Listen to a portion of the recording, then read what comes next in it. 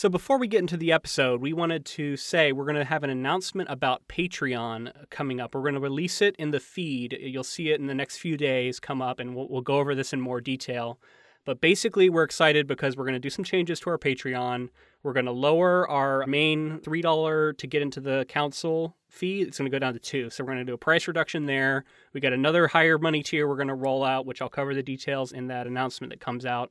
And then the other thing we're doing is we're opening up our Facebook group to anybody who listens to the podcast, whether or not you're a patron. So look forward to that. We'll go into more detail. Welcome to the Ink to Film podcast, where we read the book and then see the movie. I'm James. And I'm Luke. And this week, with the help of special guests Colton and Andrew from the Watch, Review, Repeat podcast, we discuss Doug Limon's 2014 film, Edge of Tomorrow.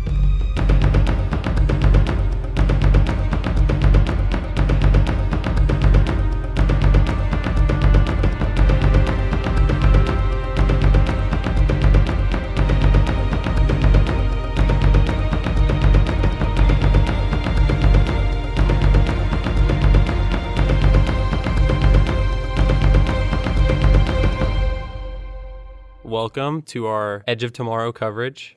We're really excited because we have our friends from Watch, Review, Repeat here, Colton and Andrew, good friends of the podcast, and we're also good friends of your podcast, so welcome. Hello. Hello there. Appreciate those kind words. So I just wanted to introduce the listeners of Ink to Film to our podcast, Andrew and myself. We host Watch, Review, Repeat. So we've been going for just over a year now. And we are a film and television focused podcast. We're two best friends. We go back many years. Way back. Yeah, many years. And up until this point, we've been pretty much doing a weekly podcast centered around kind of the latest releases, newest in television, anything like that. So lots of good stuff. James, you actually joined us a good while back for Stranger Things 2 when that came out. That was a lot of fun, man. That was a fun episode. Anecdotally, I just went to Halloween Horror Nights and they did Stranger Things there, and it really brought me back to covering Stranger Things 2 with you guys. Ah. Yeah, I saw Didn't know that. they had Stranger Things going there, man. That's cool. A little jealous. I'm also here. Yeah, I just want to say I've been subscribed to your podcast from the beginning because you guys started out around the same time we did. So I've always thought our podcasts kind of, go hand in hand in that way. It's been interesting to track your progress as we go too. Yeah, I'm a little jealous of your consistency, I will say, because Andrew and I have a very odd release schedule, and it's only gotten worse recently.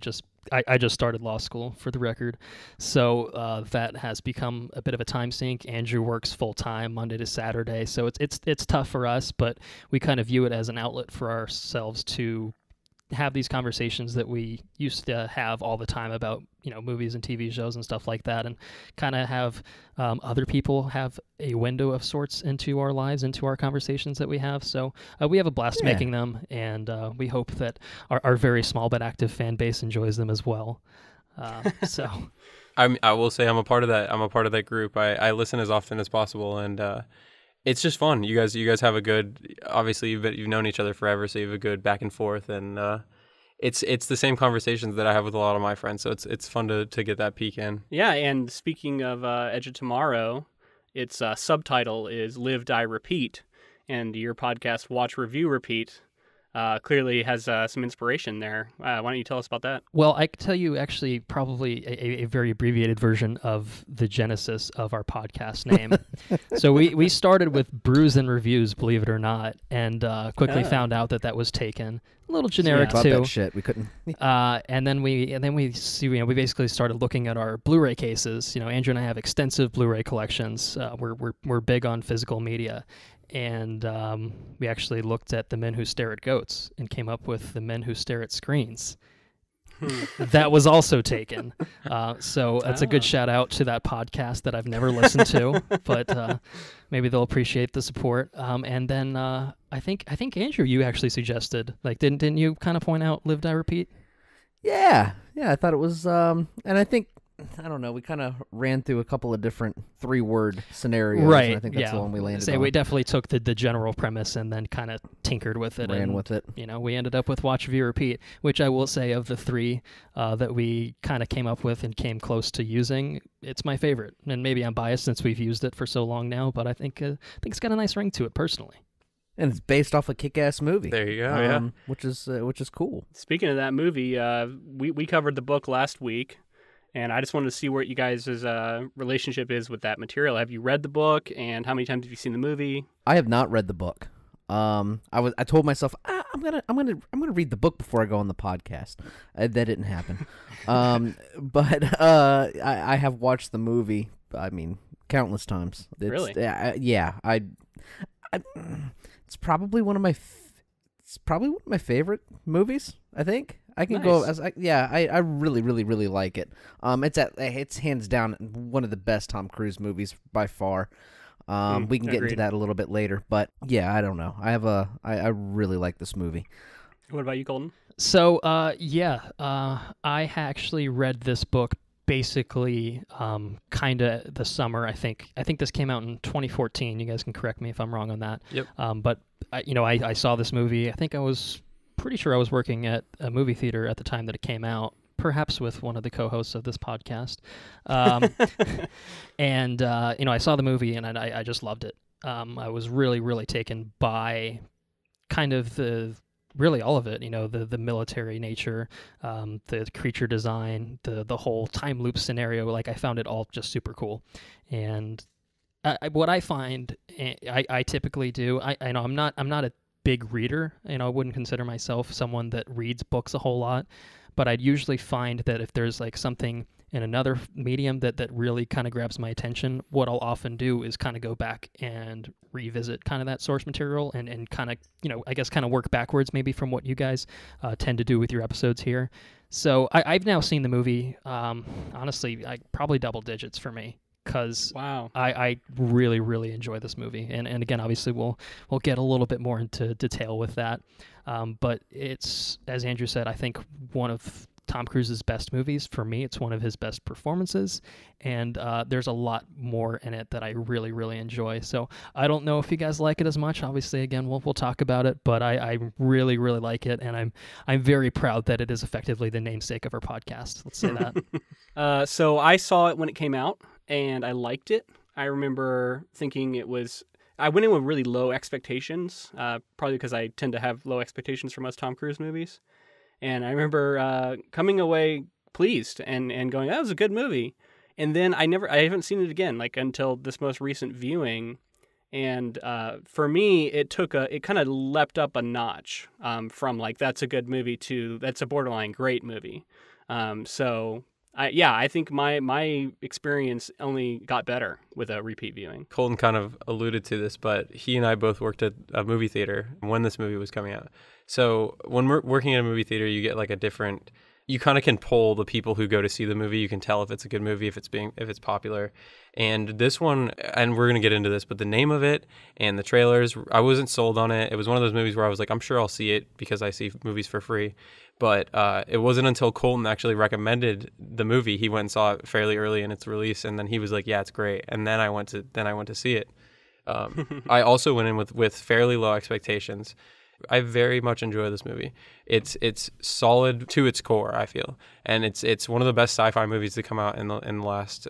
I mean, there's been some great ones, but it's in the top 10, I would say, of the last 5 or 6 years. Well, this seems like a good opportunity to say we're gonna start out with kind of general thoughts about this movie. Throughout, we'll do some light comparisons to the book. We'll let you know when we're gonna get into spoilers, and then we'll do a more chronological discussion through the movie. But yeah, I think let's open the floor up just to general thoughts in this time viewing it. Man, Emily Blount, man, she's very cool. Emily Blunt is very cool. Yes. Yes, she's definitely very cool. She's got a fucking sword. Do we say those words? Are we? Oh yeah. Okay. Yeah, we got the explicit tag. You're good. She does have a fucking sword. It is fucking sweet. I'm with you. Exoskeletons. That's one thing that it scratched an itch for me every time I watch it. I just feel like you don't kind of get that kind of action in a lot of movies. You're talking about those like the jackets, the machines they run around in. Yeah, those are always fun. And they hadn't been done in film that much, other than I don't know. I guess I can think of a few instances where it was kind of done, but not really to this level. Yeah, I mean, it's the world design and it just, I don't know, it's built very tight. It's a very tight movie, in my opinion, anyways. Don't let me get rambly though. Somebody else pick up the floor. Something for me that really sticks out in this movie that I would have never expected from this movie is the relationship between, first of all, Tom Cruise's character and the arc that he goes through, and his relationship with Emily Blunt's character Rita. I didn't expect the bonds to be that strong or to be this effective. And watching it again, really, that's the thing I walk away with is like they really sell that relationship, and I think in a way that I really appreciate. And I think that kind of scratches the surface of why it's such a good Tom Cruise movie. I think we all know Tom Cruise to be a just, you know, when you say Tom Cruise, I kind of picture Ethan Hunt, just a badass spy. You know, he knows everything. He's always got that smile, and you know, he's always that kind of character, always. In this movie, it really breaks him down, and then it builds him up. And I think it's so satisfying to watch that transformation as he resets the day over and over and over again. I think that's what I walk away with most is the just that progression of that character. Well, yeah, and right from the jump, he's got this. It's the other side when I think of Tom Cruise is his sort of almost kind of fake smile and his like overly happy and enthusiastic, and you know, maybe it's not fake, but often it reads fake to me. Mm-hmm. And that lines up so perfectly with where this character's at the beginning, where he is this PR guy and he's obviously got this canned smile. And so it's like this movie plays to his strengths. So I do think he was perfectly cast, even though I've heard that Brad Pitt was up for the role for a while, but then ended up turning it down, which would have been a very different movie. Yeah, no, it's definitely oh man, Tom Cruise nails it. So good. So I've spent like the past 5 minutes or however long that conversation was where Andrew started just nodding in approval of basically everything that's been said because and I think I talked about how this is one of my favorite Tom Cruise performances, and you guys just absolutely hit on the points that I wanted to talk about in the sense that, you know, Luke, you talked about how, you know, you start this movie with a very Tom Cruise type performance. Like that's what you expect out of Tom Cruise. You expect the toothy grin, and then you know, Andrew, I think you talked about how it kind of, you know, it breaks him down, you know, and that's absolutely why it's so fascinating, because we know that Tom Cruise is capable of giving a Tom Cruise-like performance. That's what he's known for. But I think that this just goes to show that Tom Cruise is an extremely capable actor that has a ton of range. I mean, Collateral is another example, as a side note, Tom Cruise going outside of his comfort zone. And I think that you could arguably say that he's at his best when he's outside of his comfort zone, and you can't say that about every actor, you know. And Brad Pitt's an excellent actor, but again, it's a totally different movie, right? Yeah, but this movie plays to his strengths, though. So it's weird because it's like he's kind of in his comfort zone, and they just use it well. Whereas, so one of the things that's coming to my mind is we talk a lot about character change as being interesting in fiction and in movies, and that's something we get from his character here that you don't typically get from like in Ethan what's the guy's Mission Impossible name? Ethan Hunt. Ethan Hunt, thank you. Because he tends to be kind of static, like almost a James Bond type character who doesn't change throughout. But this version, he starts out as a coward and kind of pathetic, really, in the beginning. And then we get to see him become the badass that he often starts movies as. And so that journey is just really engaging. Yeah, I think we've all we're all saying the same thing, I think, here. Yeah, well, I think we're all in agreement, and I'll also echo the sentiment that Emily Blunt is fantastic in this movie. Yeah.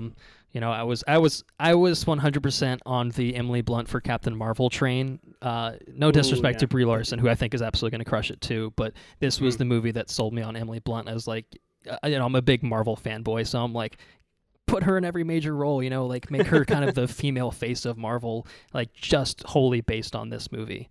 But she's wonderful, and to James' point, I think that that relationship that we kind of see developed throughout the movie is just really strong, and in a way that you arguably wouldn't expect to see out of a movie like this. I think a movie like this, perhaps in lesser hands, doesn't turn out, you know, the way that it did, and you know, a movie with a cast that, you know, isn't as well cast, then I mean, I think it's not necessarily a better or worse experience, but it's a different experience, and I think that would take away a lot personally. I also, because I've kind of just piggybacked on everyone so far, I would like to shout out the late and great Bill Paxton, who I think is phenomenal in this film. Fuck yeah. Yeah. Absolutely. He's great. And they're leaning heavily onto his connections to aliens, in my opinion. I think you can't help but think of aliens when you watch this movie, or I couldn't, with the Space Marines kind of set up. Yeah, there's definitely vibes of that. I would agree. Yeah.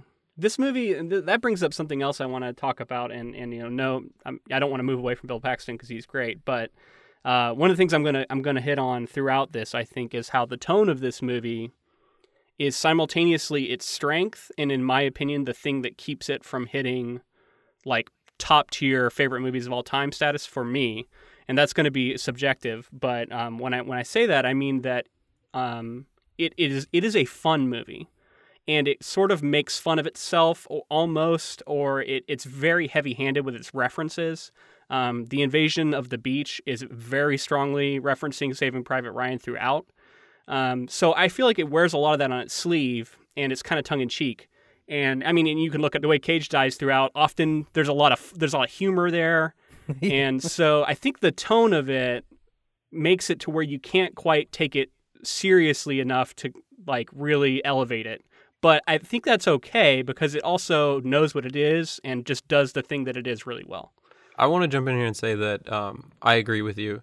The comedy in some ways I think holds it back, but I also think that I said earlier that I consider this a top sci-fi movie, but I want to change that and say that I consider this as a top action movie because I think that being an action movie and being self-aware is what was surprisingly refreshing about this movie to me, because the jokes of him dying and having to reset the whole day and go back to that point just to get in front of a truck before it ran him over or whatever, like those things I think were the winks and the nods that kept it light and kept it fun. And I don't think I think under more serious terms, I don't think this movie would hold up. I don't think it would stand well, just because it's so out there. So I think it expertly knew what it was, and I think it executed it well as an action movie. Yeah, I would probably have a tendency to agree with James. I think that editing is one of the strengths of this movie in the way that it uses it to kind of display the comedy. There's a lot of physical comedy in terms of, he rolls in one version of his life and he gets run over, because that's a minor spoiler for some. He has a lot of lives in this. And I think that without that, I don't know that the movie works as well, because there are tender moments in there and there are serious moments in there, but it never feels dour. It doesn't feel kind of crushed under the weight of perhaps a more Saving Private Ryan-esque tone would actually kind of impart upon it. So I think it does kind of, I guess, walk a fine line. It kind of has to strike that balance, but I like this movie a lot. I think that it handles that pretty well for me. Any issues that I do have, I would say, at least, speaking on my behalf, I don't think that it really arises out of the tone personally. I think it speaks volumes about the quality of a film where you can laugh in one instance, in one frame, and several frames later you're caught up in someone's relationship, you know what I mean, or whatever's going on, and you have a lot of emotional connection to those people, and it doesn't feel like you're getting ripped in one direction or the other. It all blends seamlessly. I think it's just the editing is expertly done. I mean, it's really good. That's all I got. That's all my adjectives. Yeah. So I want to revisit my point a little bit, just because I think I might have come off as maybe more negative than I intended to. I actually think that I wanted to shout out the screenwriters by name: Christopher McQuarrie, Jez Butterworth, and John Henry Butterworth. And I want to shout them out because I think this material was very difficult to adapt. And the light novel actually had a darker tone in a lot of ways, especially in the ending. And I think they had to smartly identify what the right tone was for this project. And I think they nailed it. So I'm not trying to take anything away from that when I say that I think it puts a slight ceiling on it for me. I think it's just personally my favorite movies of all time have to enter a different gear that this movie just isn't quite capable of because of the tone it picks. But that's not a negative on the movie, I guess. Like, it's still a great movie. That's the thing that keeps it out of my top 5 or whatever. You know what I mean? I agree with that, because a lot of my favorite movies are those deeper and more complex movies that really take themselves very seriously. I think that it's harder to hold that up to this movie, because when it does take itself seriously, I feel like not that I feel like there are any bad parts per se, but like I feel like when it takes itself very seriously, it might be with some of the weaker parts. Interesting. I would point to, just to get like kind of tell you guys what I'm talking about, is just like I would say like the third act, the last bit kind of comes out of that tone of the rest of the movie. And are you talking about when they're in Paris? Yes. And I think that's probably the weaker part of the movie. Okay, I would call that the fourth act, but we can go into that. I think this is a 4-act film, which I think also creates issues for some viewers potentially, because often we're so used to 3-act structure that when you get a 4-act story, especially in film, it feels like it drags.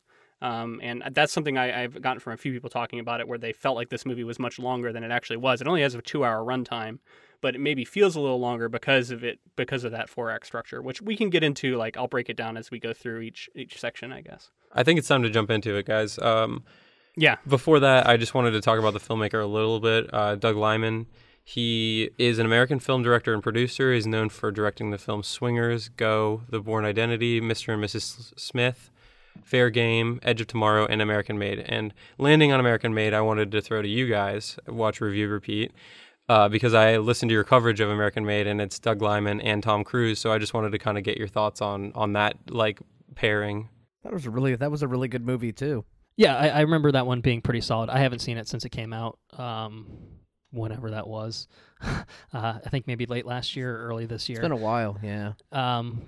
It's clear that those two obviously had a chemistry, and I think that they definitely pair well together. For me, I think again, kind of working off my memory, I remember that being a movie that Andrew and I weren't particularly interested in walking into the theater. It was more of a, well, there's nothing really nothing really else coming out this week, so why not? And I think we both were really surprised by it, and I think that just shows that Liman and Cruise have definitely some chemistry together that plays well on screen. Even if maybe the subject matter isn't something that is anything that's going to appeal to you outright. Well, and you listed Mr. and Mrs. Smith in there too, which has a similar kind of tone to this movie. Maybe a little bit more humorous, but it's that same kind of like action humor though. Yeah, I can see that. Doesn't have badass exoskeletons. Certainly not as good a movie. It's not. It's not. It is a bad movie, but the one that stands out to me is the Bourne Identity, because the Bourne Identity famously made shaky cam the norm for a little while for action movies, and I think it's interesting to see that him in 2002 making the Bourne Identity with shaky cam, and then watching this movie and seeing that he doesn't that's not his shtick. Like he's not just a shaky cam guy, because in this movie you can clearly see large scale battles play out, and he still has a kinetic nature to his camera. So I just thought that was worth mentioning. Well, if you guys don't mind me taking the mic for just a minute here, Luke, you talked about Christopher McQuarrie as one of the screenwriters of this. For those who aren't aware, he's also now a director. He's directed the past 2 Mission Impossible films, also with Tom Cruise, which Andrew and I incredible. We did a bonus episode on the whole franchise prior to Fallout, which is the most recent one. It's probably still in some theaters. Both 5 and 6 of the Mission Impossible franchise are just phenomenal films, and he wrote and directed both of them. So I think that credit is also owed to Christopher McQuarrie for some of this movie. Obviously no disrespect intended toward Doug Limon, who is obviously a good fit for this movie and clearly someone that crafted a product that I was extremely happy with. But I just wanted to have my soapbox. Yeah, no, and I think that's a great point. This is and back to the adaptation side of it. There was a lot of this movie that had to be invented out of whole cloth. There's a whole whole plot in this movie about the alien menace and dealing with it that is not in the book, and that was all on the screenwriters, I would assume. So yeah, definitely props to them. I haven't seen the most recent Mission Impossible. Sadly, I've heard great things, but I felt that Rogue Nation was fairly solid, and I enjoyed it. But I've heard that Rogue Nation kind of enhances your viewing for Fallout. So after you see Fallout, you kind of enjoy Rogue Nation more. They're definitely very connected. Yeah. It feels like a proper sequel to that, I would say. Yeah. If you guys are ready, I'm ready to get into this scene breakdown here, and we can just kind of talk it out as we go. Yeah, and there will be some spoilers as we go through what happens in the movie. Well, this is full. Yeah, full. Every spoiler will be here. So, well, most spoilers. We're just gonna have a transcript of the movie right now, right? All right, fade in. Tom Cruise sits up. Okay. I do want to. All right, we did that bit for 10 seconds, and that's more than I expected to. So I do want to talk about the opening montage. I don't know if maybe I should just do that before you get into the summary because it's not really plot summary. Go for it. Yeah. I wasn't even going to mention it. Okay, yeah. This is something that I was thinking about, and I'm like, I'm so jealous of film because you can get away with this. And there's so many like apocalypse movies that do this so well. You're rolling your opening credits, and then at the same time you're splicing in newsreel that tells the story of the invasion, of the apocalypse, whatever it is, the zombie outbreak, and it's always fun to watch. It's always cool to see society, and they always like put some real footage mixed in there. To make it really fit. Yeah. They'll grab like a famous like anchor or something. Well, I saw Hillary Clinton in this, but then you also mix in, you see Tom Cruise on the news and stuff. Like, yeah, there's all that, and yeah, I mean, I just think it's so cool, and I was like, man, I wonder if there's a way to do that in fiction. Maybe I'll try it in a short story and just have like a someone watching a newsreel or something. I don't know, but it's a cool device, and I think it's used well here. It makes me my favorite version of that. I think I would say is Edgar Wright with Shaun of the Dead, where they're sitting on the couch and they're clicking through channels, and it's like there's a series of attacks, and then they change the channel. It's like Panic on the Streets of London is playing, and then like just like changing the channel. He's deliberately making fun of that trope, right? Oh, I love it, and so it's incredible. It's a really clever way to kind of just have an info dump, right? Because you can't. I mean, I'm not a writer, but you can't afford to do that in a book without losing someone immediately. Yeah, right? It's very difficult to just sit down and say, "Let me tell you what this apocalypse, what happened," and like it's boring to read, but it's not boring to watch the newsreel. It's actually interesting, right? And even within a film, you can quickly get bored by info dumps too, where here's a character that comes along, he's the exposition machine, and you're like, okay. Which there is one in this movie, by the way. Yeah. Okay. Yeah.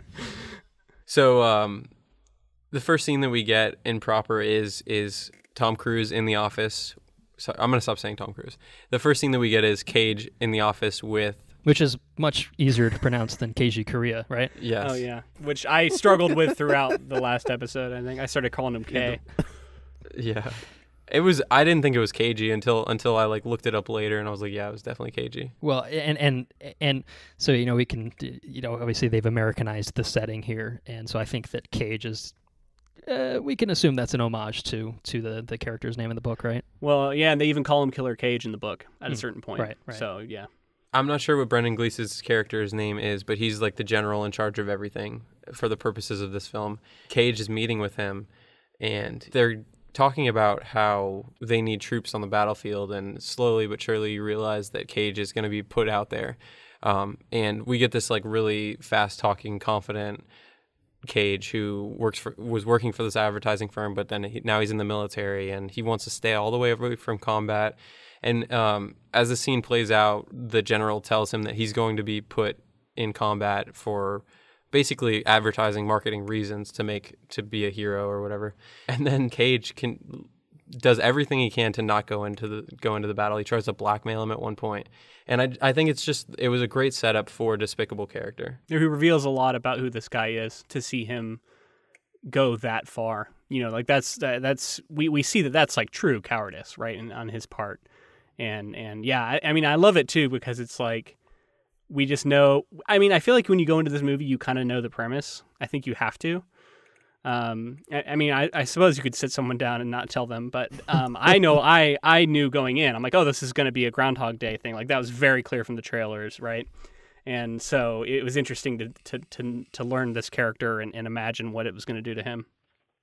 Well, you probably wouldn't know that if you were going off the title Edge of Tomorrow, but perhaps we can table that discussion. Well, no, you brought it up. Let's get into it, actually, because we're at the start, so let's get into it. All right. Well, I know I didn't want to mess with your order here, but Yeah, is that not the most just generic name? I could not agree more. Andrew, I think you like it, right?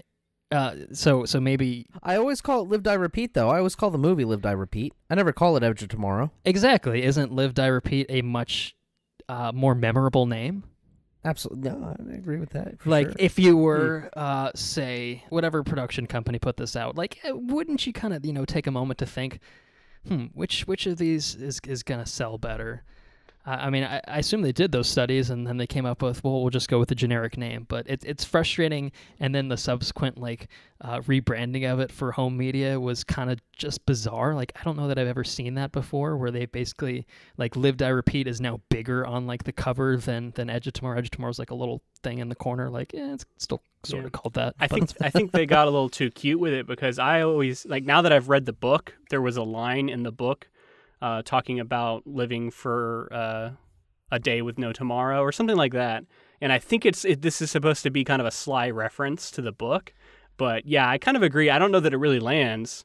And yeah, I think it's interesting that they sort of rebranded it when it came out later, because I think they are kind of retconning it and saying, maybe that wasn't the best title. The thing that's crazy is apparently Liman always hated Edge of Tomorrow, did not want that to happen, and then wanted to rebrand it as it came out, because the sequel is going to be Live, Die, Repeat, and Repeat.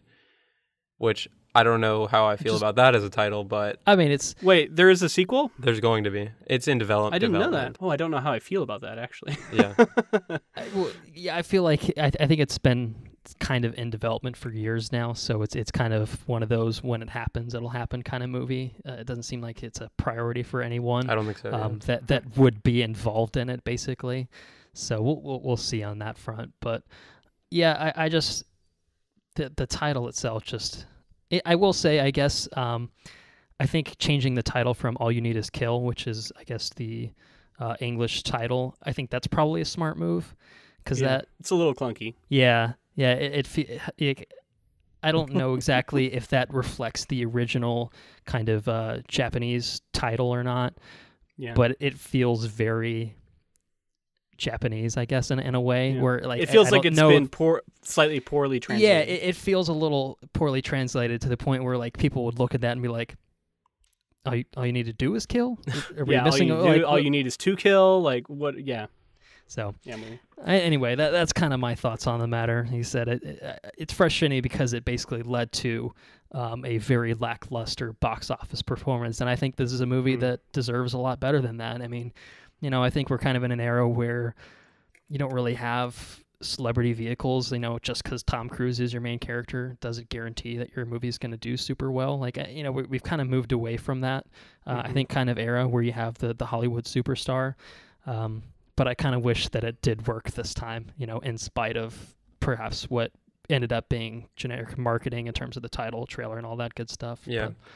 And I do want to say we've talked a lot of smack about Tom Cruise at this point, and however you feel about the guy, I also, as a person, don't really, I don't agree with a lot of the things that he does as a person. He's insane. He's insane. He's a crazy person. But the guy, you cannot deny the fact that he's a bona fide movie star. And honestly, I was starting to doubt it. And I think Edge of Tomorrow is one of the reasons that brought pulled me back in for Tom Cruise, in his performances. He's a madman, and everybody knows about his stunt work that he does at the age of 50 something that nobody else at his age is doing. He's a badass. It's insane. He's completely insane. And I like how you used insane to mean 3 different things. that was in the script, so I just had to. Mm-hmm. I thought that was clever when I wrote that. No, but he does give it 100%, no matter how you feel about him. He genuinely does try to give the audience the best possible viewing that they can have. I feel like he does his best in his performance, and he goes above and beyond, and I just feel like that should be noted. But he's also insane. So we get the start of the loop for the first time, and we see Cage go through, and he's a fish out of water, and then we see him on the battlefield, and again fish out of water, and he's just meek, and he can't hang with all these army guys. He sees Rita's character, and basically he ends up killing one of the aliens directly on top of him, which we learn later is an alpha. and the blood kind of is what kills him. The melt, I guess, the explosion didn't, but like the blood came in and combined with him. And I think it was a bit of both. That's the beginning of our loop. Do you think that the claymore went off on him? Yeah, he was holding it on his chest when it went off. But he was holding it away from himself. Yeah, but I don't think you can press your chest to a claymore when it goes That's off probably and true. not be hurt, even if you are You're behind probably it. right. I would not recommend anyone try that to test that theory. Yeah. I think Luke is probably correct in this assumption. Yeah. So he dies, and we see him melt, which was pretty cool, and then the loop begins again, and he is kind of figuring out that second loop, realizing that everything's happening again, and we kind of go through the whole day with him, and he's back on the ship. I think that this that initial sequence there, it's balls to the wall from the beginning. There's that brief thing there in the with him and meeting that guy, and he gets put on the ship, and okay, you're getting strapped into this exoskeleton. We're dropping you from this fucking thing that's exploding, and Tom Cruise is shitting himself. I mean, he's freaking out. You hear him screaming when the plane gets ripped apart, and he falls and lands on his face in the beach, and there's aliens and shit, and there's a fucking plane that crushes that guy that's not wearing any underwear. It is crazy. And you turn it up real loud, and it's so incredibly intense from the get-go, and then it ends with an alien melting his face, and then he wakes up. Oh, so good. It is so good. And it owes a lot to Saving Private Ryan, which I alluded to earlier. And I wanted to get your guys' take on that because it lampshades it really. It's like they're basically invading Normandy Beach, right? So they're putting that in your head like this isn't going to go well. And then, the whole way of him getting off the jump ship is the same thing that happens in Saving Private Ryan. Is they're getting off the boat, the U-boats or whatever, right? Or not the U-boats, but as they open, they're all getting mowed down by machine gun fire. Right. Now the tone of these two things is very different, but I think it's really filmed in a very similar way. We're very close on his POV. We see him kind of in a daze, walking through just chaos and seeing just like violence everywhere. So I think it owes a lot to Saving Private Ryan, but I also think, like I said before, like its tone, it knows that. Like it's not hiding that. Like it kind of leans into it. Sure. And I think it absolutely to its benefit too. I mean, it's that first initial sequence it's incredible. It's eat it up. It's also really effective in starting the loop, because I think the first time we go through the loop, it's the most important because we're reacting to the first loop every other time we're in it. So it's like we see the guy get crushed by the plane coming in. And the thing that sticks out to me is that the first time he sees Rita, she like kind of looks at him, and then the next time he goes out of his way to save her. And so that first loop is very important because it sets everything up.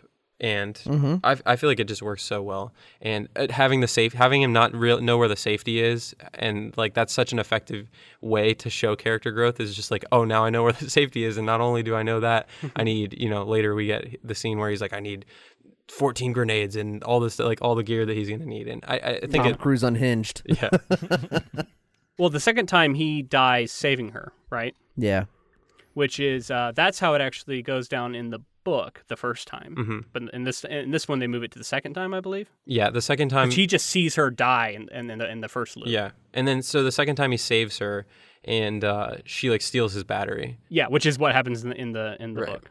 Which is, it's kind of a cool nod to the events of the book. Something I wanted to mention about the second loop really quickly was when we go into the barracks the second time, being led by Farrell, which I want to shout out again, Bill Paxton, because it's such an incredible performance. And his lines are so perfect. Like they did such a good job of crafting really memorable lines. Yeah. So What does that he every say? time you hear them, The edge of the knife, point of the spear, cracking my ass, or something like that. yeah. My ass. It's so good. J. Scott, what is my feelings on gambling? Oh, and the eating of the cards. Yeah, eating the cards, making them eat the cards is such a awesome detail. Mm-hmm. I absolutely love that. And the part that I love about it is that he's handing the cards out, and his squad already knows what to do with it. They know that they're going to eat those cards. Master Sergeant Farrell, you're an American. No, sir, I'm from Kentucky. It's a great role, and it's very memorable. And rest in peace, Bill Paxton. Well, and they really drive home that sort of inescapable situation that Cage is in, because he tries to wriggle his way out of that, and Farrell's having none of it. So we kind of see the level of difficulty he's going to have as things repeat. The third time Cage wakes up, he, instead of trying to, he just immediately is cutting everyone off and he knows what's going to happen, so he's like cutting everybody off. And this is where I can see Tom Cruise more than in any of the rest of the movie. The person, Tom Cruise, when he's freaking out and he's like, I wouldn't even know your name. And he's like in everybody's face and like calling everything before it happens felt very Tom Cruise. It's that's vintage Cruise right there.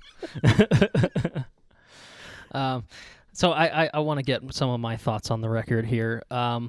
Luke, you talked about Saving Private Ryan being an obvious inspiration, and so I'm one of those people that sometimes watches the special features on the Blu-ray. It seems like these days they put less and less. Yeah, it's such a bummer. And one of the behind the scenes making ofs, they basically 100% were just like, yeah, we're straight up just doing future World War II. Like Saving Private Ryan is our touchstone for this movie. And so, aren't they also storming the beaches of France? Like, yeah, I think it is literally Normandy. Yeah, I think they're doing the exact same thing. Like it's not. I don't think it's intended to be subtle at all. It's obviously kind of I guess modernization / futurization, if that's a word, of kind of that World War II setting. Mm-hmm. I think they want the audience to be thinking about it. Right. It's. I think it's supposed to be familiar yet still novel, I guess, in some ways. And so, yeah, it's interesting that you bring that up because that was obviously what they were very much striving for, and so I guess it worked. And James, I think you kind of talked about how the first time through the loop is so important, and I 100% agree, just because it does a lot for, I think it does a lot for the world building in this movie, and I think that. And you already alluded to it a little while back about how kind of the longer the movie goes, maybe towards the third act or fourth act, Luke, as you mentioned, it kind of loses, I think, a little bit. And I think that I think it's because it doesn't have a lot of the grace that the film has with kind of the very beginning.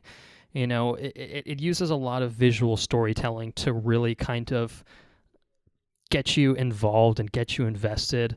You see I think it's a bus ad with Rita on it, and a lot of the stuff that we saw in the beginning with Join the UDF.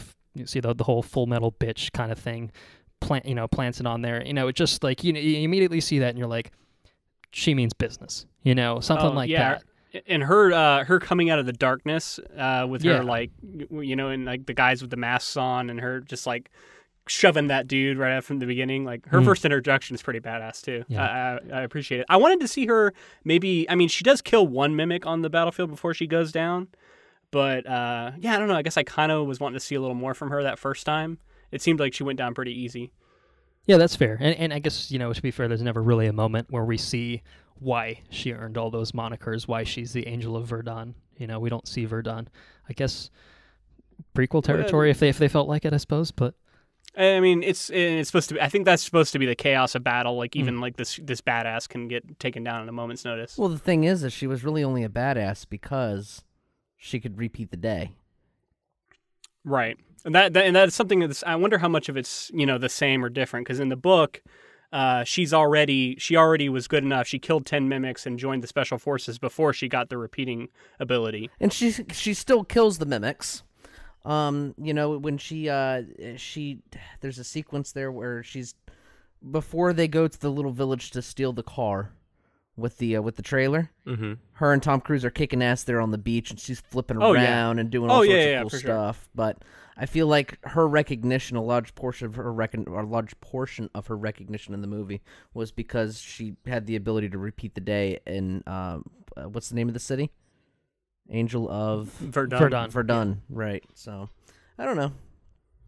Yeah, well, at the same time, as we see with Cage, he doesn't start with any of those skills. But even though he obviously, can recognize that there's a mimic around the corner here, and we got to go 10 feet, and then there's a mimic coming out of the ground. Like, he still develops combat skills. So I think we can definitely say that, Rita has some serious combat skills that she, again, maybe she supplemented what she had before, whereas Cage was basically starting from ground zero in his development. she's still a badass, but she loses that element of I know what's going to happen, which yeah, and I think the book did a good job. The book did a good job of driving that point home, because it wasn't just these characters learning what was going to happen and then excelling because of that. It did a very good, it definitely leaned into more like they're leveling up and they're becoming better fighters. And even when they go into a situation that's new, they're going to handle themselves much better than they ever would have before this, because all this experience just stacks up. which makes sense. So. And I don't know that I appreciated that as much when I first saw the movie. Yeah, I think that's fair. I think that's a fair reading, because I kind of read the book a while ago. I don't really have that in my immediate memory bank, but I could definitely see a reading of this movie where, that's not really laid bare. So I did want to shout out the mimic design because I think they look really good in light. We can get into when we get to the darker areas later. I don't know that they look quite as good in the dark, but on this beach, they're scary, and I love how quickly they move. They seem super deadly and just sort of unstoppable, and very different than they're described in the book, which is these like toad-like creatures. I don't know. What did you think, James, of the mimics we got here? I love this version of the mimic, and one little detail that I love is like when we see it. First of all, the moving is so erratic and fast. I love that because it seems so much scarier. It's like when you have like rage zombies versus normal zombies. It's like rage zombies are clearly more dangerous.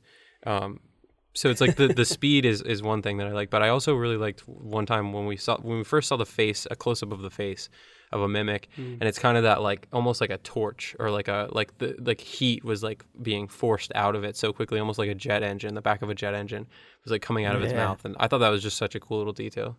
Yeah, I think the movement is something that's really striking about it. Because, again, to me, it almost seems like another clever use of filmmaking in the sense that, the way that they animate him, it's almost choppy at times because it's so fast. Like, it's almost like the 24 frames per second, that's not enough to capture, like, the full scope of their motion. And it's like you said, it makes it scary because it's just 1 second here, and, another second they're in your face, and I guess if they're bleeding alpha blood on you, maybe things aren't so bad. But for everyone else on that beach, it's rough going. Yeah. I also think that the CGI is actually handled really well. Yeah. Particularly on the beach, and this is a movie I think that relied a lot on practical explosions, on practical sets, and there's a lot of digital extensions of the set, which I think that you can usually disguise pretty well. But obviously for the mimic design, that's good luck trying to do that practically. But I think it's blended very well, and there's movies that to this day have very bad CGI and very bad digital sets that are very obvious. Look, Justice League, I'm pointing you out. I was literally about to say, are you talking about Justice League? It's the one on the forefront of my mind as kind of the poster child for, oh my God, you guys spent $300 million on this, and this is what you put out. This is a movie that has maybe half that budget and looks 10 times better because it's a movie that trusts the filmmaker's ability to capture what they can practically and augment it with CG. And I think that's the best approach to filmmaking. So another check mark for Mr. Doug Limon, I would say. I thought you were going to say another check mark for Mr. Colton Brown. I thought you were like, and you're like point. You're like point made. Well, I like to another point on the scoreboard for Colton Brown. Like another. I thought it was because you're saying like another moment for you to like. Yeah, it was just funny. I thought that was coming. Well, see, I'm on your podcast, so I want to show your listeners how confident I am in my assessments. We do keep score. There's a scoreboard, so. All right. Well, I just got a point. You right? sure did. So we were talking about Rita a minute ago, and here coming up is the loop that he actually saves her, or I'm sorry, he doesn't save her. He's just wrecking all of the mimics, and he's around her. Clearly he's looping, and she, as they're walking away from this plane or whatever you call those drop ships, she says, "Find me when you wake up," and then they blow up together. And this is the start of him going to find Rita during the loop. And he goes to her and is like, we've had this conversation before. and says like I'm looping basically, and that relationship starts there, and she starts training him. And I think that is another way we can see that she's capable is that training room. She's clearly like insane at. Yeah, she's doing the ISO push-up, right? Even more intense version of it, I think, because the legs are lifted. Yeah. Is that physically possible to do that? I'm sure gymnasts can do it. I think so. Yeah, I think it's like a yoga thing, I bet. All right. Well, I definitely know that I am not physically capable of doing that. Oh, no. But I'm certainly not. So her legs are elevated and they're off the floor, and then she goes up? She's basically just like she's doing a plank, but all of her balance is basically just on her hands. But when she does like that dip thing where she like comes up, I think that her feet are on the ground during that. Okay. Yeah, her feet are on the ground for that, and also probably a pretty unnatural way to stand up. Yeah, I mean cool. That was clearly a moment where I was like, cool. it was like a little bit of like, yeah, that was I was like, if she could have just got up normal, but Is that our one fan service moment we got in the movie? yeah. Seems like Andrew responded to it pretty well. I did like that. And you get to see her look repeatedly in the camera while she comes up like that. Oh, she's so cool. All right, come on, save that for our podcast. You can't do that here. You can't do that here. Anyway. So yeah, and the training montage takes place, and he's kind of looping. And one of the fun things is if he's paralyzed or a leg breaks, she shoots him in the head, and he's like, no, wait, I'm fine. And that's I thought that was a lot of fun. Oh, I just want to so the mechanic gets introduced here, and I referenced him earlier. He's kind of a vehicle for an exposition dump, where he describes everything they know about the aliens, which is way more than they know about them in the book. Yeah. Although, the book has other issues, which you can listen to that episode if you want to see how we responded to those. But I did like that he said that he was a mechanic with psychiatric contusions. I just thought that was fun. I want to be a writer with psychiatric contusions. I can't dispute you on that being the info dump. I think that's honestly where I have issues with this movie. I know I've gone on about how much I like this movie, but I think that a lot of the mythos with like the mimics and I think the exploration of that isn't as natural as it could have been. And I think that this is slightly jumping ahead. I think that leads to a last act that isn't as satisfactory as I think that it could have been, because it feels kind of not as earned as everything else in the movie. So, yeah, you're not wrong. I mean, I will say that I think at that point, the filmmaker has done a good job creating a lot of curiosity in the point of the viewer, and that often will disguise an info dump. Because if you want the information badly enough, you'll forgive it, because you're like, finally, I get answers to these questions I have. But I think I see where you're going with like how it progresses from here. So yeah, I'm with you. I guess to kind of give that a little bit of info dump, basically the alphas are around the omega, and the alphas are basically like the antenna that we talked about in the book episode, where it's like that's what resets they are able to reset the day based on their experiences, and the omega is the thing. Well, the omega resets the day in this version. There was no omega in the book, right? That I remember. No, I don't think so. So they've added like one layer. Well, they added a final boss, right? They added they added a final boss, exactly. Yep. So we get a lot of them training together, and that eventually leads into the situation where Rita says we're done training. And to kind of talk about the exposition info dump again, we learn that the Omega would be hiding somewhere, and eventually Cage is going to get visions, and he gets a vision of a dam and some German signs, I think. And that might be jumping ahead a little bit, but basically they begin to fight in the field rather than training in the training room. Cage and Rita then go out and fight and learn. They need to find a way off the beach is their goal. So they begin to make their way down.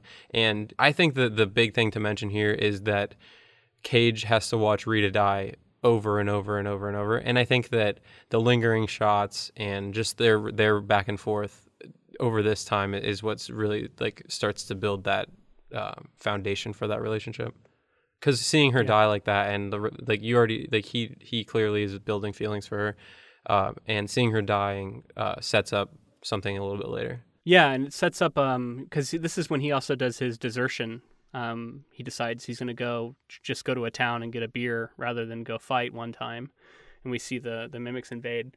And he kind of does that as a response to what I gathered to be him going, I can't keep watching you die, and I can't. It feels like he in that moment was kind of, I don't know if he was like giving up, but he was borderline giving up, and he was thinking like, I don't know that we can do this, and no matter what I do, you die every time.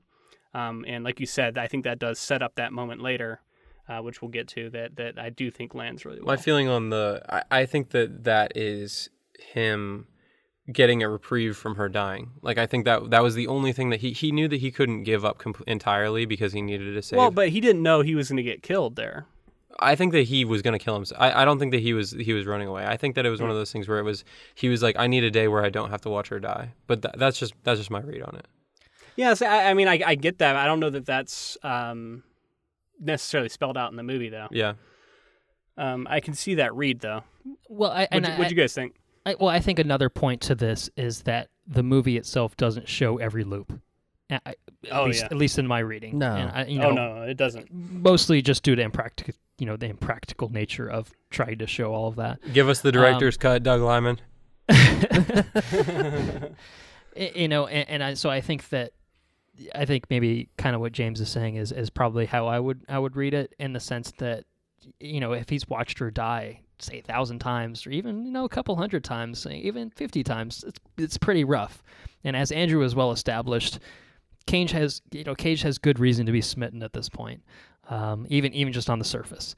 So you could see how that kind of would take a mental toll, reliving the same day, and especially because a lot of when the loop starts, he's back basically right at the beginning of things. He has to go through a full, and she has no idea who he is.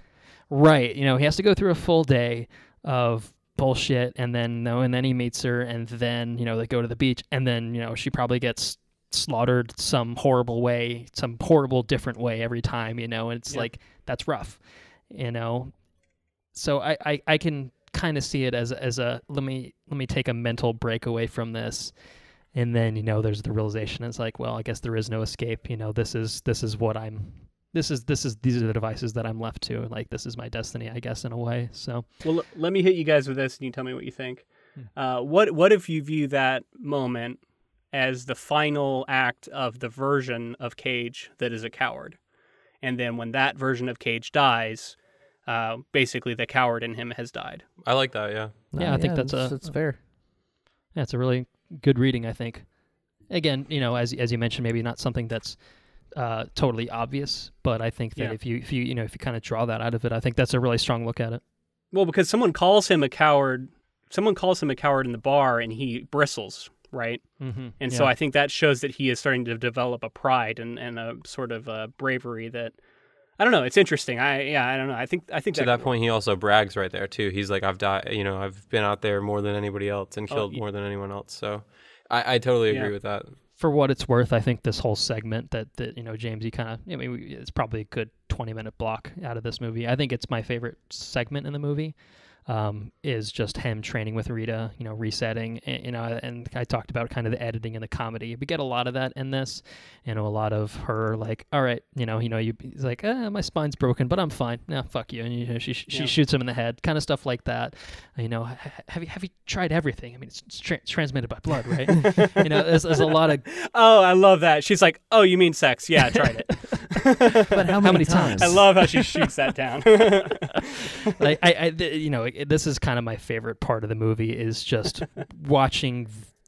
You can literally see the evolution of Cage, and he does an awkward little hump thing. In the fucking exoskeleton. Oh, it's so great.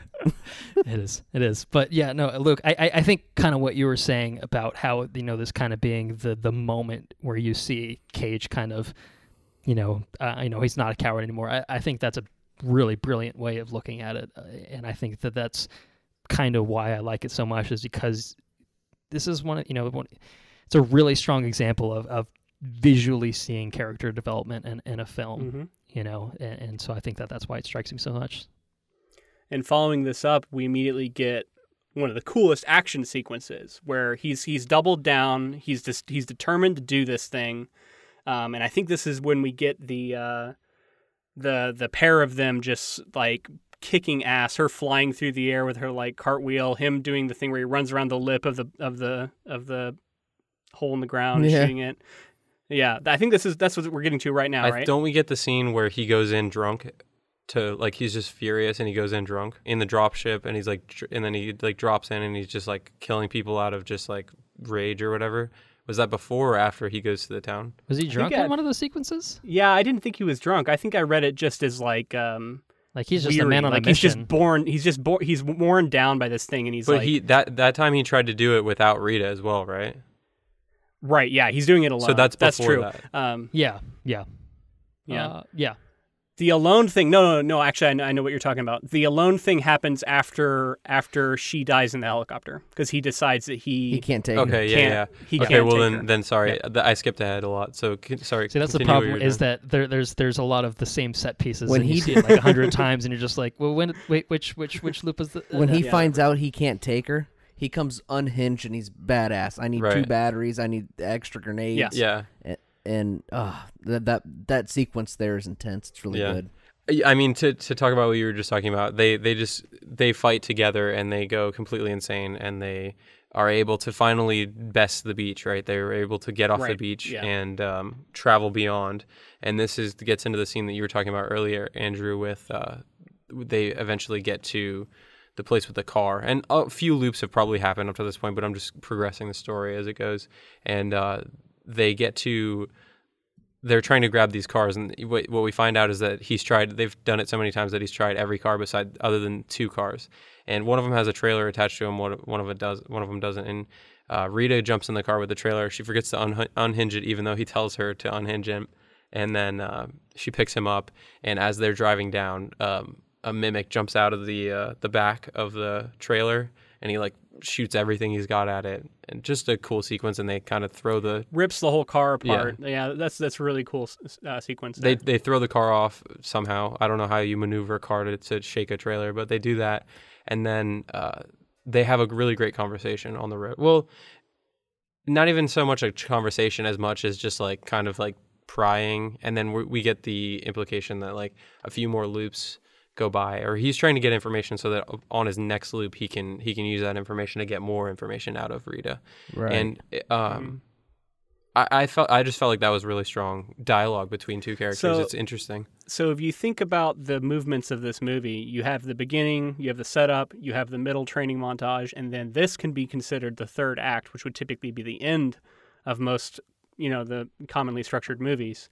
So this feels like a climax here. And we get this, and it is a climactic moment for their relationship, and culminating in her dying in the helicopter as kind of the black moment, and then coming down off of that. And so that's when I say four acts for this movie, because I feel like this is really the third act, and this third act, in my opinion, might be the strongest.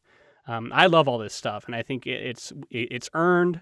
I think their relationship is compelling. I love to see how long she holds out, and we can see just how guarded she is. And it takes so much to get to the point where she's willing to give him this breadcrumb, because that's all it is. She says, I'm going to tell you my middle name, and she kind of knows that that's a breadcrumb he can then use later. I mean, the sequence, it's heartbreaking, because that I think this really cements all of it for him, is he wants her to run away. He wants her to get out of there because he knows she doesn't make it out of this. And she knowing that she was a soldier, he knows that he can't convince her on this, and so he's just reliving this loop over and over and over for his own, just so that he can spend this time with her and get to know her better and better. And I like the way that we as the audience get this is him saying, oh yeah, you like 2 sugars, oh yeah, you like your coffee like this, you want a blanket, or I feel like that's a strong way, rather than just telling us like, I've been here with you for a long time. Like, showing it is fun. So that's actually a good point. I mean, that literally shows that there are loops that have not been shown, within the film, to kind of what I was talking about earlier. So good call. Forgot about that. Yeah, I did want to say, I feel like you can't think about it too much, because I do start to I don't know, not believe that there's not a way, an infinite number of loops, to find a way where she doesn't die here. I felt like that too, because couldn't they in some way? Well, he kind of knows where the mimics are coming from. Well, he does it by himself. And then he later does it by himself. Right. So yeah, there had to have been a way to do it. But like, I feel like I'm willing to forgive it because I think as a plot point, it just is powerful and it makes sense. But yeah, I think realistically, do I really believe there was no way to do it in which she lives? I don't know. Yeah, I think so too. I agree that there could have been an infinite number of ways that this played out. So eventually he could have found it out. I do want to say that at this point they've left their jackets behind because they've run low on battery and I think ammo, so they leave those behind. And that moment of leaving the jackets behind in that shot, we get to see. We know moving forward the story is taking on a different feel, and that it's going to be more serious and a lot more vulnerable. So I'd like to quickly counter, I think, the point that there's no way that Rita could make it out of that moment. I almost think, because if we're assuming the implication that Cage can do it on his own, then theoretically she should be able to do it with him. Yeah. Isn't the whole point that the mimics are tricking Cage into coming there? So isn't there maybe possibly also the implication that they let him do it on his own so that they can basically kill him or do whatever they need to do to basically get rid of the loop what being an stripped interesting away? idea. Yeah, I never thought I like of that. Yeah, I hadn't even thought of that. Yeah, I hadn't thought of that either. I So like that. Point I would bitches. see that as kind of. That's 2 points. All right, I got it written down. I think I definitely deserve a point for that. But that I think that would probably be, and again, that's probably not something that's totally apparent. Just kind of reading it. But when you watch it 10 plus times, maybe you might pick up on some things. So that would be my counterpoint to that. I'll look for that in my next loop. So Cage is able to do it on his own, as we just talked about, and he flies to the dam, which we, upon multiple loops, the info dump guy, the mechanic, is able to figure out which dam it's at, the Omega is at, and Cage flies on his own because he's able to do it in that loop, and he flies on his own to face down the Omega. And when he gets there, you guys help me out here. It's mostly quiet until he gets close to the Omega, and then he has to fight an Alpha there, right?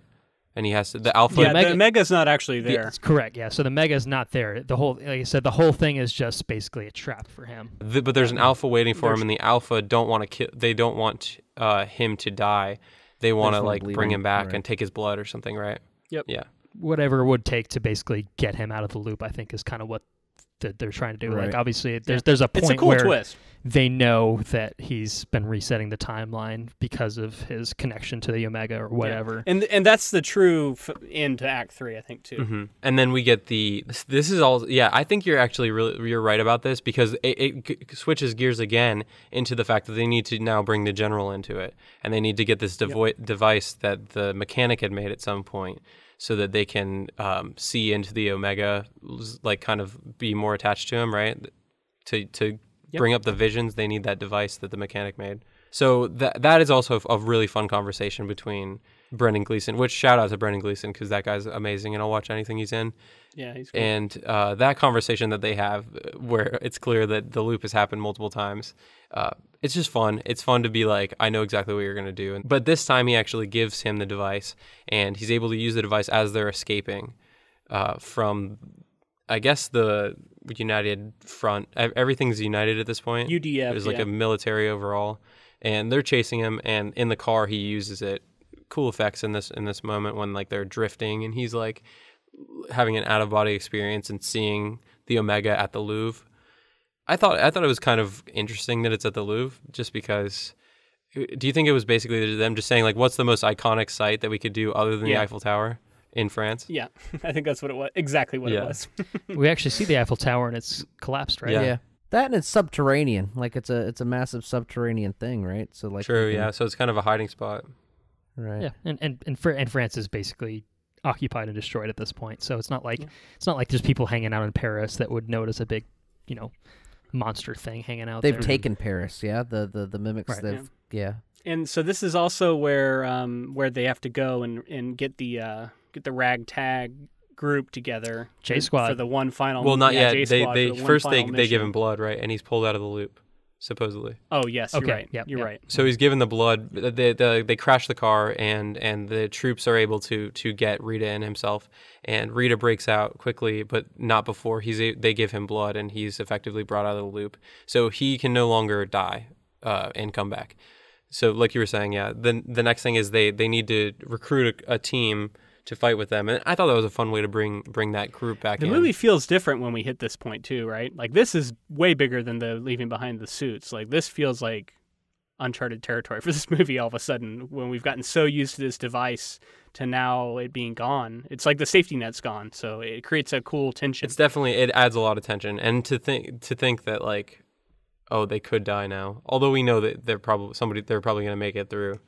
It was like an oh shit moment. I remember the first time I watched it. It makes the stakes and the consequences a lot more real. You know, it's the shift in tone, I think, maybe that, you know, we've talked about, where now like it's for real this time. You know, you got one shot at this, so it makes. He's not on a bright sunny beach. It's fucking pouring the rain. He's going through a ruined Paris. It's much darker.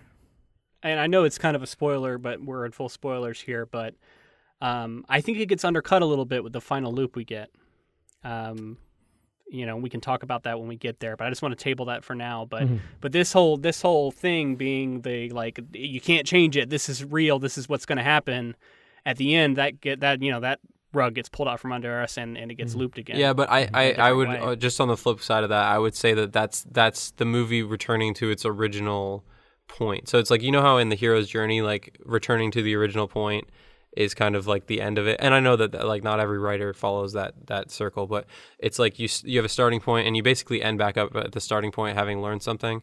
And I would say that it's just the tone of the movie and the way that it's like a fun movie early on. It was just a completion of that, like getting back around to that and leaving audiences with a more, maybe I would say for someone like me, maybe a little less satisfying. I actually don't dislike that last loop, but I know what you mean with it. The end doesn't mean anything, right? Because effectively we loop back in already. It undercuts some of the sacrifice that gets made.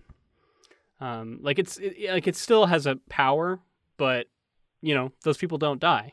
I think it's debatable. We should talk about it when we get there, though. Yeah, Let's talk about what actually happens. So basically, he gets this crew together, and everybody's like, he can't predict anything anymore, obviously, because this is all uncharted territory. And he convinces them to come along because he knows like all of their secrets. He knows everything about all these people. This is the original J Squad. They all come and decide to come with him. A lot of them get torn up like immediately. They are just cannon fodder, and we get like a group of like 5 of them make it past the first little battles that they have, and then 2 of them have to stay behind when they finally get that. They get like this flying dropship to actually work a little bit and fly. Yeah, so let me stop you for a second here. So they, as they're coming in, it's supposed to be a secret attack that they don't know is coming, but then they get shot down and they say they knew we were coming. So I wanted to ask, is that because in an alternate loop somebody kills an alpha? So because that was the whole thing, was that you can't kill an alpha or they'll loop it. So are we to understand that they have looped it and someone killed an alpha in their original attack? I was thinking that they knew that it wasn't a sneak attack because they had gotten the looping power back themselves. Right, but that was why they said don't kill an alpha, because if you don't kill an alpha, they can't loop it. You have to kill one to initiate a loop. Right, but it's like as soon as he was given blood, do you think that the loop like shot back over to the mimics and they could loop? Yeah, like I see what you're saying. Like someone, not necessarily anybody who's in their group, but like somebody killed an alpha like off somewhere.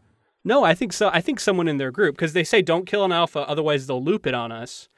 And then they immediately get shot down, and they say, "Oh shit, they knew we were coming." So to me, that says in the past there was a loop we didn't see in which someone killed an alpha. That's cool. I have a thing. Maybe I missed something, but I think maybe they just know that they're coming because they're guarding the Omega. Like you're going over an uncharted territory in a fucking gunship. Maybe. I guess I got a strong implication that it was very unexpected. Like they really thought they were going to be on this stealth mission. I don't know. Like they were all so shocked that this happened. It seemed like there was something else at play, I guess. But I see what you're saying. Yeah, that could be all it is, I guess. I think it's probably honestly as simple as what Andrew was saying, is that the Omega is housed here. There's a shit ton of units guarding the Omega. If they know that Cage is capable of getting visions that could lead him to that trap that he went to earlier, then he's probably theoretically capable of getting visions that might lead him to the actual Omega, in which case, yeah, you have guard, you have the King's Guard basically that's hanging around, and if this is an area that basically has no human activity for however long of period in occupation it was, and then you see this gunship flying past, you might think that that's kind of odd behavior and shoot it down. So I think it might be as simple as that. But I do see where you guys are coming from. But again, I don't know that that's really made obvious in the movie if that was what they're striving for. I think the simplest reading is probably what was the intended reading. I would think, but there could be that element in there too. I will say, so I think it's unfortunate that this whole assault has to take place at night, because in my opinion, so this is some of the worst looking action in the movie. It doesn't look bad. It just, there's something about those bright daylight shots that were really compelling. Really good. That you lose a little bit in this darkness. It reminds me a little bit of a Justice League type situation where everything is just kind of dark. You can't really tell what's happening. I don't know. Yeah, it's unfortunate because I think it makes sense chronologically. It has to be done overnight because this is supposed to be before D-Day. You know what I mean? So it has to be during night. But it's unfortunate, I think, because in my opinion, and then it doesn't help that they're doing this sort of like jet ski helicopter thing across. It's a pretty big set piece that I don't know how well it works for me. This is something that turned me off the first time I saw the movie that I was more okay with this time around. But as soon as we get a loop in which Cage can die, we see him doing some pretty crazy stuff like ragdolling, outside of a helicopter, just holding on with one hand and flying across a several 100-foot room and hitting rocks and being okay, and it's like. It goes full action movie at this point. He's evolved from kind of cowardly, confident Tom Cruise, is just straight up cowardly Tom Cruise, to just Ethan Hunt Tom Cruise. He's now Ethan Hunt. Well, the thing is, too, he now can't be hurt. He knows. I think he has he does some stupid shit, but you got to how many days has gone by where he did not have to give a shit? This is the first time that you know what I mean? And not only that, but he knows exactly what the boundaries are that cause injury and death. So maybe he's a lot more comfortable doing crazy shit because I don't know, he's a badass, man. I feel crazy. Like that's the way that the filmmaker would definitely feel about it, is just that he's developed all these skills, and although ragdolling on the side of a helicopter, you can't really train yourself for that. It's not really a matter of skill. Yeah. It's just kind of there's a certain amount of forgiveness that I think the filmmaker is asking for here on the audience as part of just going with it, because it's exciting set pieces and things that are pretty fun. I also agree. I guess it just rubbed me a little bit the wrong way, because everything else was earned through training, and we can see the cause and effect.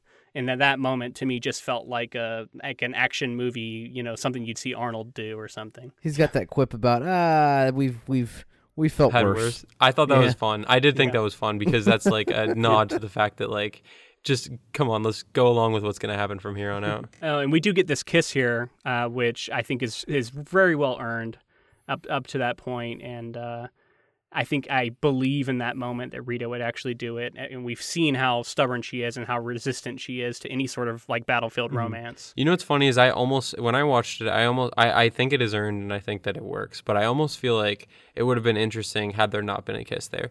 Just because it's these two have been through everything together and they clearly have feelings for each other, but to show it physically, was it even necessary? I felt like. Oh, you have a shriveled black heart, James. But I get that it was part of a Tom Cruise action movie, so. But she did just meet him. Well, it's so I think it's there's both of those things present, but I also think that it's a really strong character moment. I think kind of to what Luke is speaking about, because that tells you everything you need to know in a 2-second span of how much this means to her.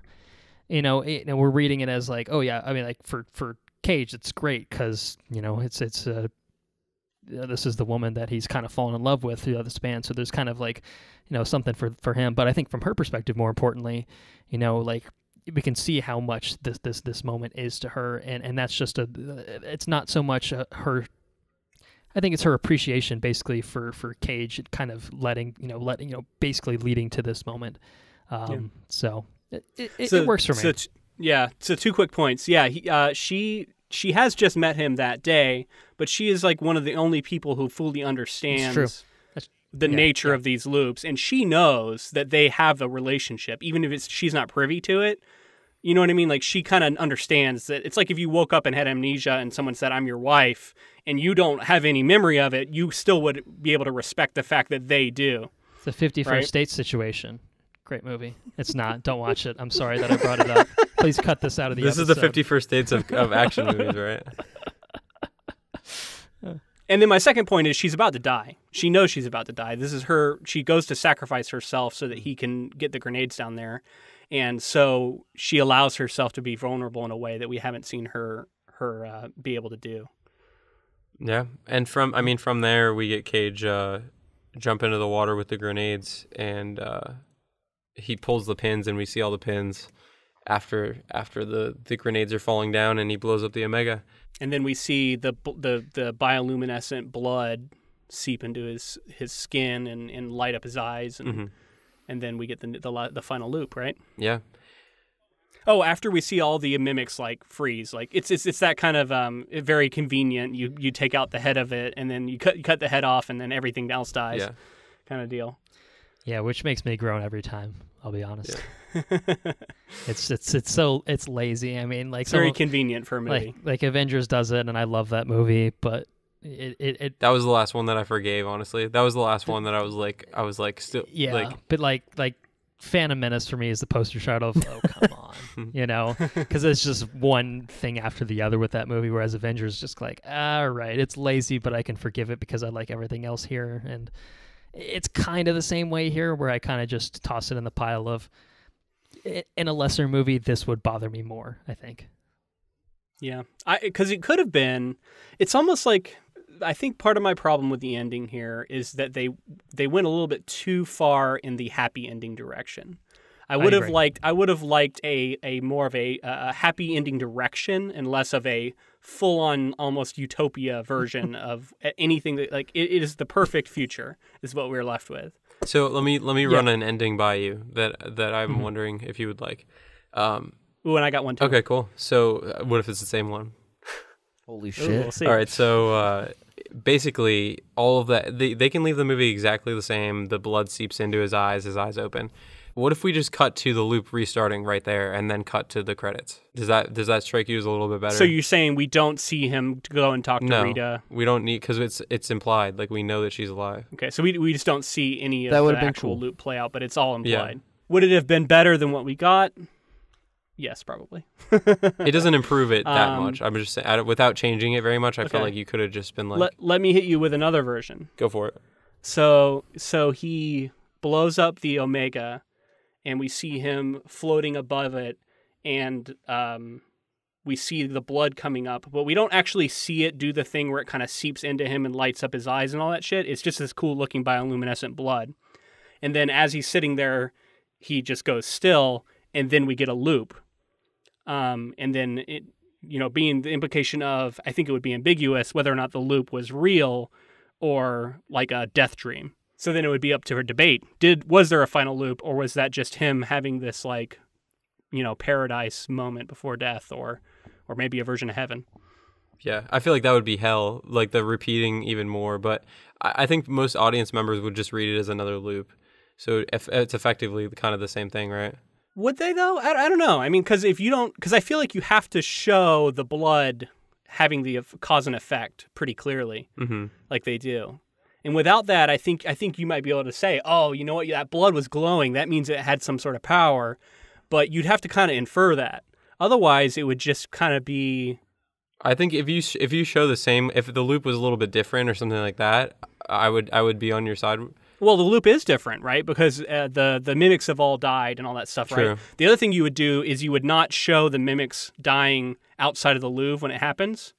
You would only show it in that loop, right? So that then that really rosy future would be up for debate whether or not it was real. Anyway, I don't know. I don't know if that's better or not, but that's something I thought of. Do you guys, off the top of your head, do you have any other alternate endings you would have liked? Do you like the book ending? The question I have is the loop starts in a different place. I think it starts earlier because the Omega dies sooner than he died on the beach. Than when he killed the Alpha on the beach. So essentially the loop starts a little bit earlier. Is that what it is? Maybe I mean, it could be. Yeah, I'm not sure. I guess that would make sense because it's not exactly a 1-to-1 relationship between like the Alpha dies at this point, so you reset back to. Yeah, I could see that. Well, in the book, it's 30 hours exactly, and that's never laid out in the movie. But assuming that it operates in the same way. So this is kind of what has been a sticking point for me in watching this movie. Every time I've watched it, is I've never quite wrapped my head around the mechanics of what they were trying to do with the ending, other than to leave it in a spot that is, pleasing to general audiences, which I'm guilty of. When the song kicks in at the end, you got the little smirk, and I'm like, yeah, all right, I like that. I get it, but I always kind of wondered, I'm like, is there a perhaps somewhat darker version of this ending that has a bit more oomph to it? Yeah. I almost think maybe you can read it as he has control of the Omega's power now, not so much that it's just instead of going to this time, you go to this time instead because it's a different entity and it has that. I almost wonder if basically he has, since he's killed the Omega, this is as we've, that's the final boss.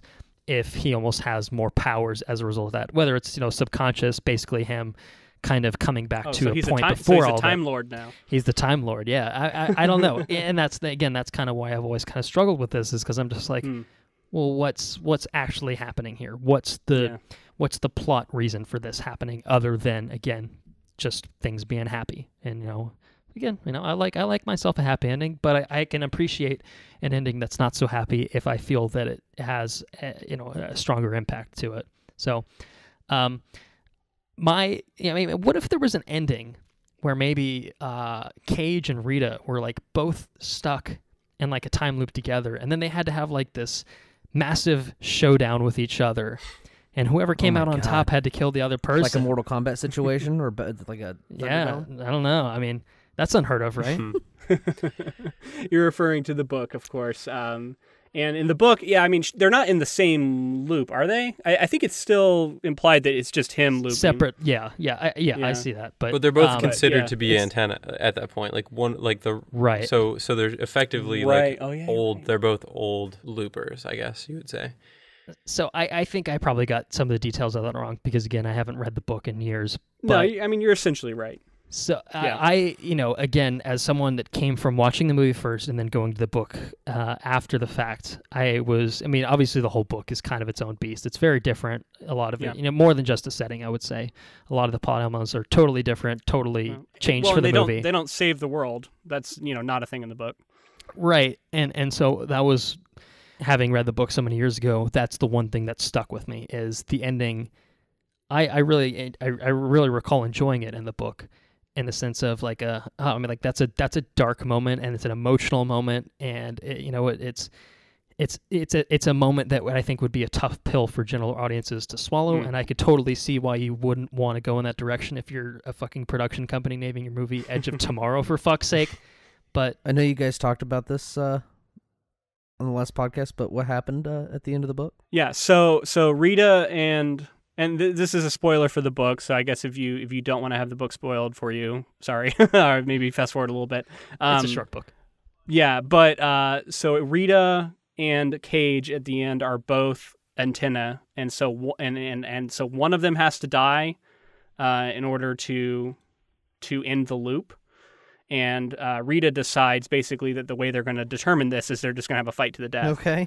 And whoever wins gets to live on, and whoever dies is the person who's the sacrificial antenna to bring this battle to an end, and make it so that the humans can win this one battle.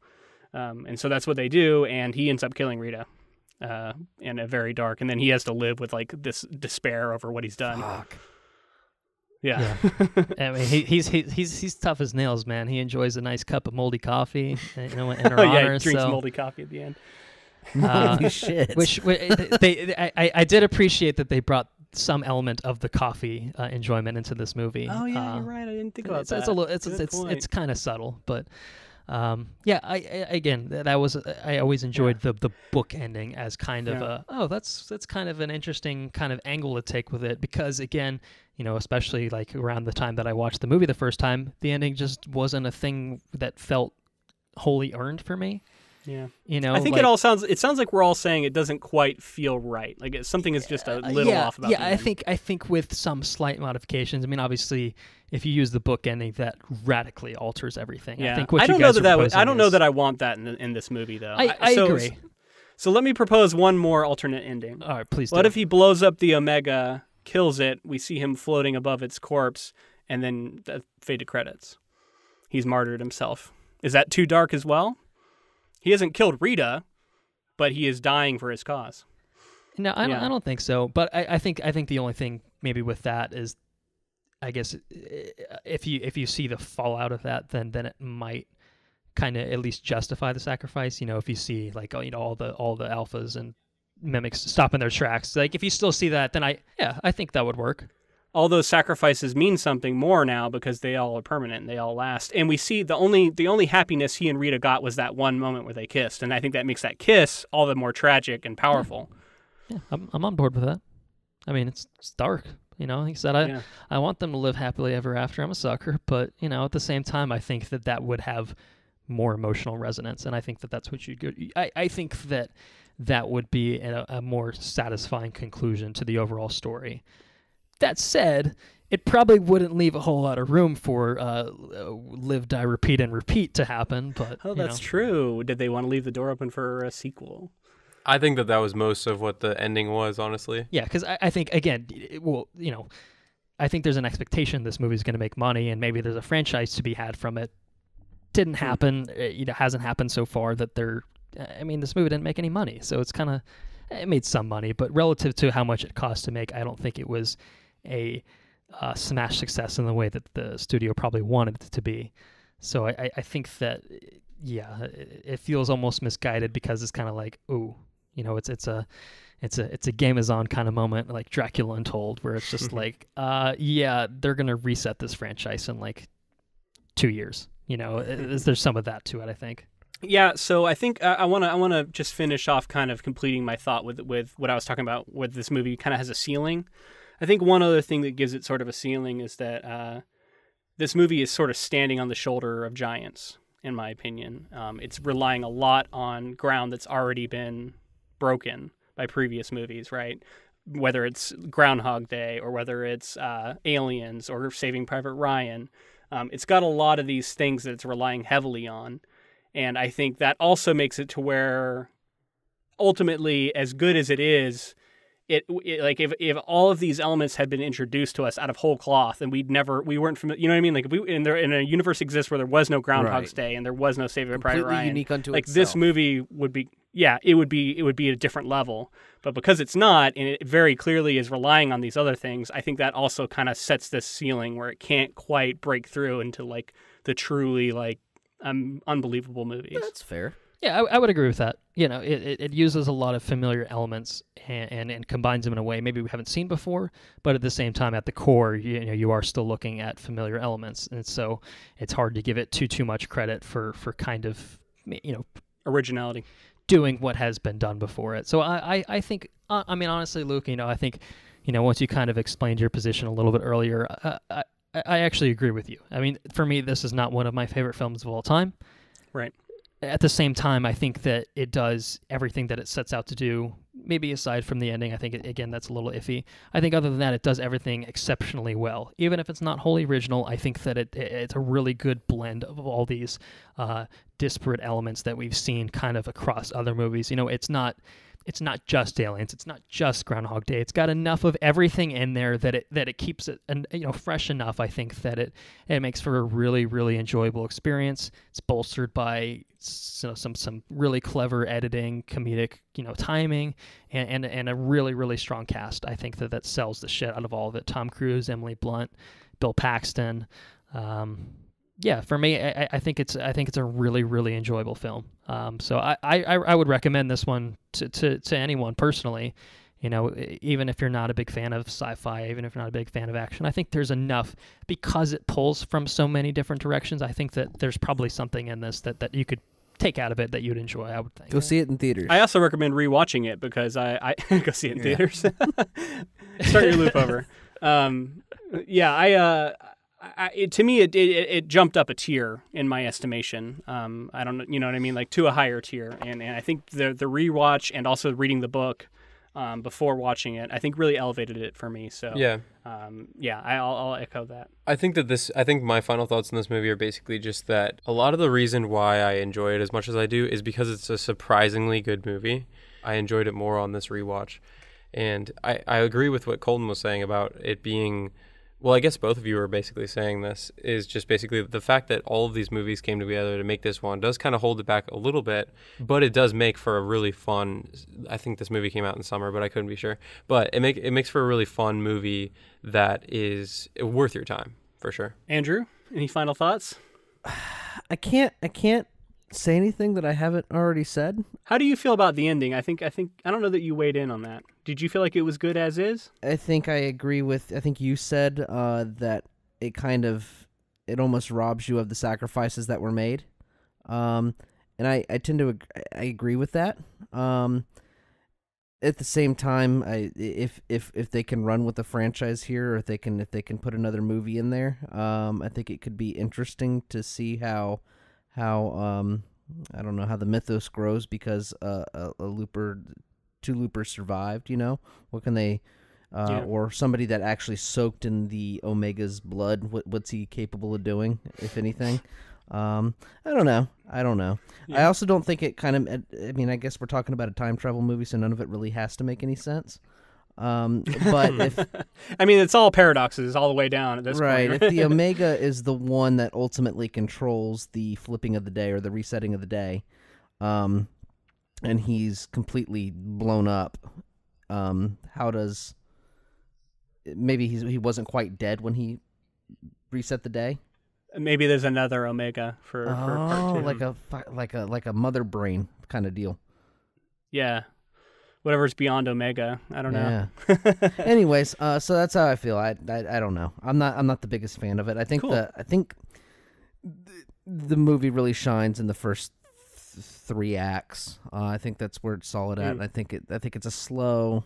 It's not quite like a sharp decline in quality, but it definitely slopes a little bit there at the end. But I wholeheartly recommend the movie. I think there's something there for everybody. I never saw it in theaters. I wish I did. Shame. Yeah. I think Ben actually, Shame. nobody, the Colton knows Ben, but a late friend actually recommended I watch it. And the first time I watched it with him. So I think it's, I don't know. I think maybe it has a little bit of sentimental value, I guess, maybe. Yeah. Well, I think I know how to really encapsulate this movie, right? Can I do it with a quote? Go for it. Yeah. Battle is the great redeemer. It is the fiery crucible in which true heroes are forged. The one place where all men truly share the same rank, regardless of what kind of parasitic scum they were going in. Kind of went from my own voice to Master Sergeant Farrell's voice there for effect. But that's Edge of Tomorrow. If that quote doesn't get you hyped, then I don't know what will. So. That's a good place to leave it. So if our listeners liked what they heard from you guys and they want to find you, where are you at? Where can they find you? So we are on most social media platforms. If you like to follow us on Twitter, we are at WRRPod. You can like us on Facebook. Again, watch, review, repeat. And we do have a website that has handy-dandy links to all of our socials, to all of our previous episodes, and that would be www.watchreviewrepeat.com. We're also on Patreon if anyone would like to support us. We do bonus episodes kind of centering on various franchises. The most recent one we did was on the Predator franchise. We actually have an episode coming up on The Predator, the new film in theaters that should be out right about the same time that this episode goes up on Ink to Film.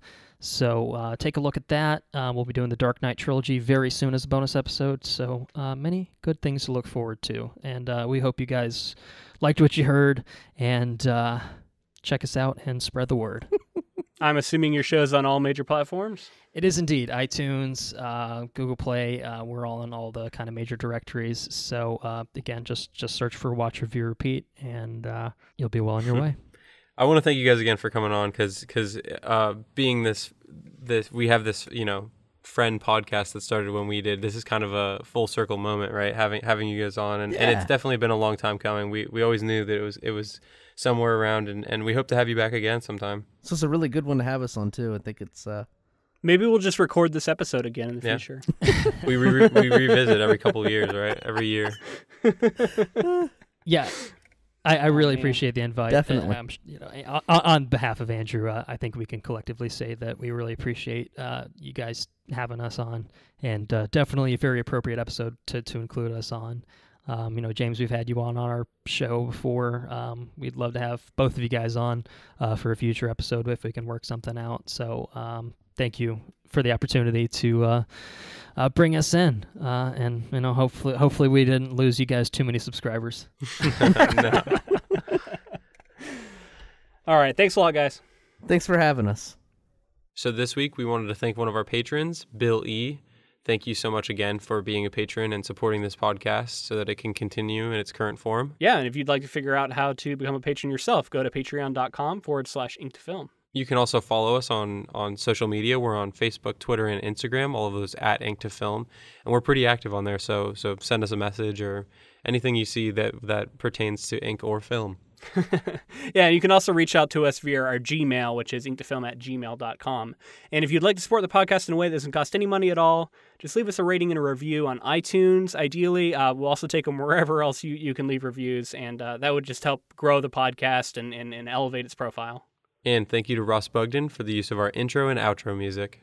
Until next time. Thanks for listening.